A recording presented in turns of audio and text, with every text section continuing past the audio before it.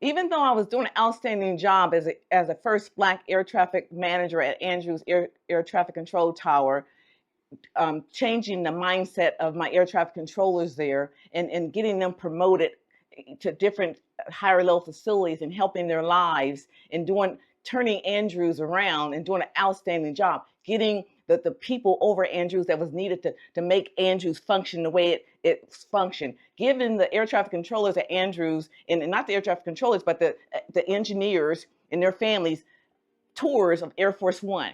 No one had ever had a tour of Air Force One. Those controllers have been working that airplane, Air Force One and Two, all these years, and no one had afforded them a tour of the airplanes that they were controlling. So the Lord gifted me and told me, Norma, set that up, and I did, and which was fantastic. And so moving on, the helicopter crashed, or correction, not a helicopter crash, but a helicopter Osprey took off from Andrews.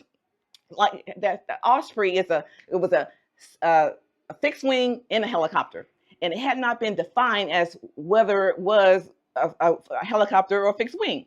So one of my controllers, one of my supervisors up in this control tower. But let me let you know that as air traffic manager, I'm not up there in the control tower. I'm not the one up there working. I have trusted, faithful supervisors up there, helping to make sure that the operation is running smoothly. So anyway, one of the controllers departed Osprey, from Andrews, and went up and busted the airspace. Okay, he took off and went straight up past 2,500 feet.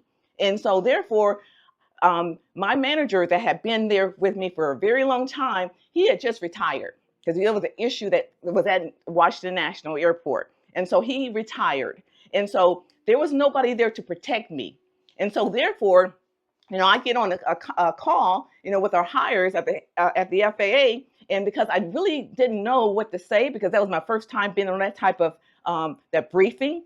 And so I was pretty much put on a correction plan.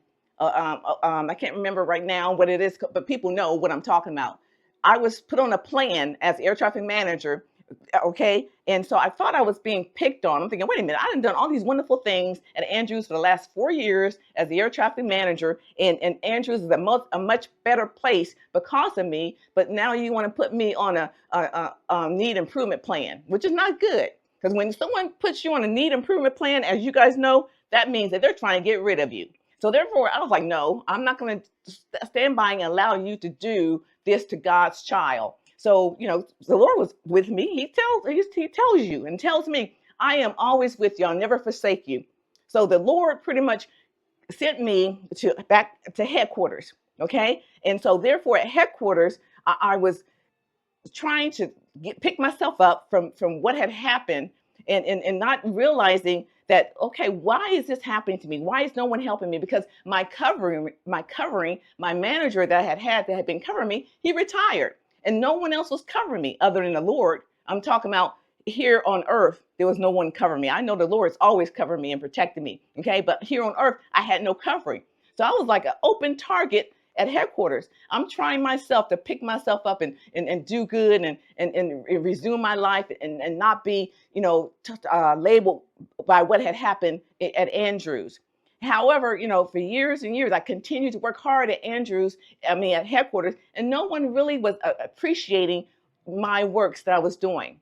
And so therefore, I wound up retiring.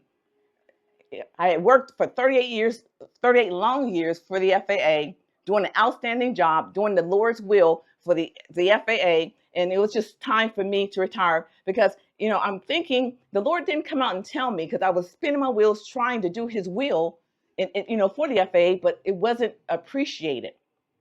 And so he said, Norma, it's time for you to retire. And so I did.